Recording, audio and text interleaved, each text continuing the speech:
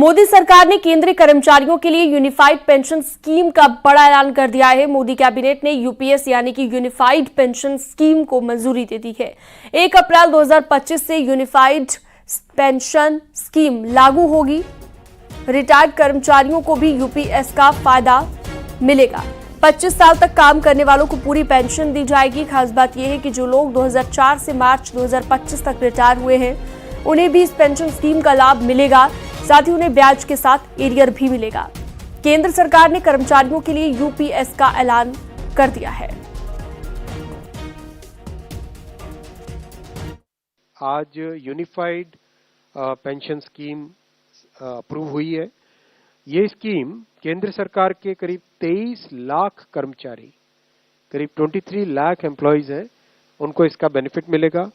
Option रहेगा, कोई अगर एनपीएस में रहना चाहे तो एनपीएस में रह सकता है, यूपीएस में ऑप्ट करना चाहे which is naturally a very attractive scheme, तो उसमें ऑप्ट कर सकता है। प्लस राज्य सरकारें अगर इसी फ्रेमवर्क को, इसी आर्किटेक्चर को यूज करना चाहे तो राज्य सरकारें भी इस आर्किटेक्चर को यूज कर सकती है। अगर राज्य सरकार के कर्मचारी भी इसमें शामिल होते हैं तो करीब 90 लाख के आसपास टोटल कर्मचारी इसका बेनिफिट मिलेगा। केंद्र सरकार ने कर्मचारियों के लिए यूपीएस का ऐलान कर दिया है। अब आपको बताते हैं कि एनपीएस से कैसे अलग है यूनिफाइड पेंशन स्कीम।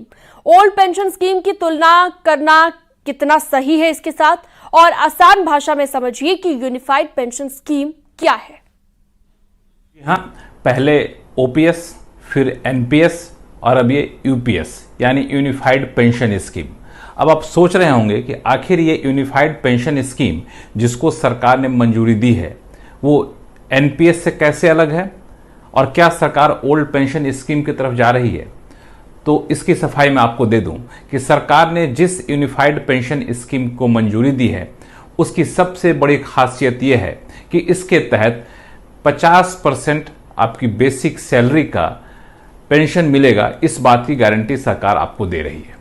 अब ये 50% जो है इसका कैलकुलेशन कैसे होगा, तो आपने रिटायर होने से पहले 12 महीने की जो आपकी बेसिक सैलरी रही है उसका मंथली एवरेज बेसिक सैलरी निकाला जाएगा, यानी औसत निकाला जाएगा, और फिर जो औसत बैठेगा उसका 50% कम से कम आपको पेंशन मिले, इस बात की गारंटी यूनिफाइड पेंशन स्कीम के तहत कर दी गई है। लेकिन इसमें एक शर्त है, कम से कम आपकी नौकरी की अवधि 25 साल होनी चाहिए। अब आप पूछें कि 25 साल से कम है तो क्या होगा, तो अगर 25 साल से कम है तो उसी अनुपात में आपका पेंशन कम हो जाएगा।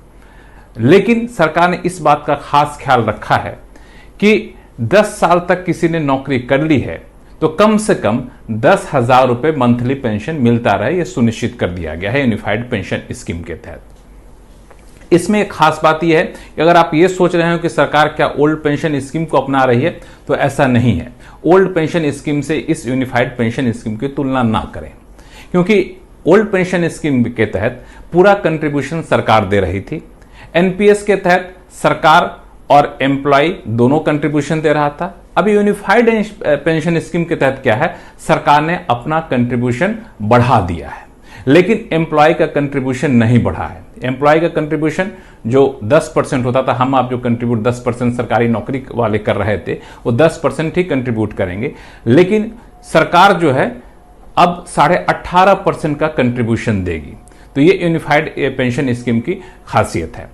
और दूसरी बात यह है कि यूनिफाइड पेंशन स्कीम में जो 18.5% का कंट्रीब्यूशन सरकार दे रही है, इसकी समीक्षा हर 3 साल पर की जाएगी।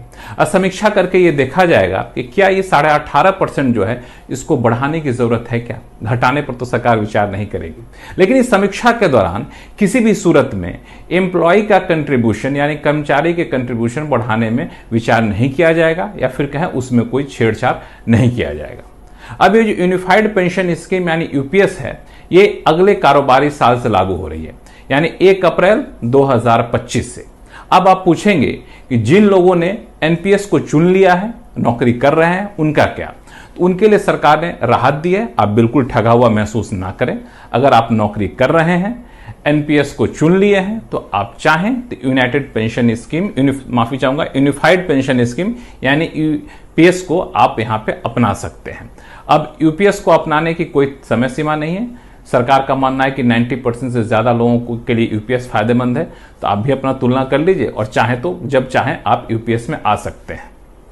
अब एक सवाल ये उठता है कि जिन लोगों ने 2004 के बाद रिटायरमेंट लिया है एनपीएस के तहत, वो तो बिल्कुल ठगा महसूस कर रहे हो कि हम तो रिटायर भी हो गए, एनपीएस ले लिया था, अब क्या करें। तो वहां भी सरकार ने एक बड़ी राहत दी है और ये कहा है कि 2004 के बाद एनपीएस के तहत जो लोग रिटायर किए हैं वो अगर चाहते हैं तो यूनिफाइड पेंशन स्कीम के तहत आ सकते हैं। ऐसी सूरत में उनको एरियर का भुगतान किया जाएगा। जो एरियर बनेगा उस पर सरकार ब्याज भी देगी। जो पीपीएफ यानी पब्लिक प्रोविडेंट फंड का जो ब्याज है वो ब्याज यहां पे दिया जाएगा। तो ये सारी बातें हैं यूनिफाइड पेंशन स्कीम के तहत। इसमें एक और बात है, फैमिली पेंशन। अगर किसी पेंशन धारक की मृत्यु हो जाती है, उस पर डिपेंडेंट रहते हैं, तो परिवार को फैमिली पेंशन दी जाएगी। वो फैमिली पेंशन अंतिम पेंशन जो पेंशन धारक ने लिया होगा उसका 60% के बराबर का दिया जाएगा। एक और है कि जो लोग सुपर एनुएट हो जाते हैं, तो सुपर एनुएट हो जाते हैं या फिर वैसी सूरत में सरकार क्या कर रही है कि आपको जो है सो ग्रेच्युटी पे कोई फर्क नहीं पड़ेगा, लमसम आपको अमाउंट दिया जाएगा। वो लमसम अमाउंट जो है सो वो आपके सैलरी का, 1 महीने की सैलरी का 10वां हिस्सा होगा और इसमें भी आपको किसी भी तरह का पेंशन पे, एश्योर्ड रिटर्न पे कोई असर नहीं पड़ेगा। अगर आप वीआरएस ले रहे हैं तो यहां ही बता दूं, वीआरएस ले रहे हैं तो अगर 60 साल की उम्र से पहले वीआरएस ले लिए तो पेंशन आपको 60 साल की उम्र में ही चालू होगा, लेकिन बाकी की सुविधाएं आपको यहां पे मिलती रहेंगी। और एक और बात, इसमें इन्फ्लेशन इंडेक्सेशन भी शामिल किया गया है। महंगाई जिस तरीके से बढ़ेगी, जैसे डीए मिलता है मौजूदा कर्मचारियों के लिए, वैसे वहां पे आपको डियरलेंस रिलीफ यानी डीआर की सुविधा यहां पर की गई है। इस पूरी व्यवस्था के तहत जो है सरकार का मानना है कि एरियर के तौर पर करीब 800 करोड़ रुपए जाएगा और पहले साल में करीब 6,250 करोड़ रुपए जाएगा लागू होने के पहले साल में, और हर साल ये रकम बदलती रहेगी। लेकिन बिल्कुल अभी यूनिफाइड पेंशन स्कीम, अगर आपने एनपीएस चुन लिया है तब भी आप ले सकते हैं, एनपीएस के तहत रिटायर किए तब भी आप ये ले सकते हैं, और 1 अप्रैल 2025 से ये यूनिफाइड पेंशन स्कीम सरकार लागू करने जा रही है। लेकिन इसको कतई भी ओल्ड पेंशन स्कीम से तुलना करने की कोशिश ना करें, क्योंकि दोनों शर्तें अलग अलग हैं। एनपीएस से जरूर आप इसकी तुलना कर सकते हैं। तो एनपीएस के मुकाबले मुझे लगता है कि जाहिर तौर पर यूनिफाइड पेंशन स्कीम कई मायनों में काफी ज्यादा बेहतर है।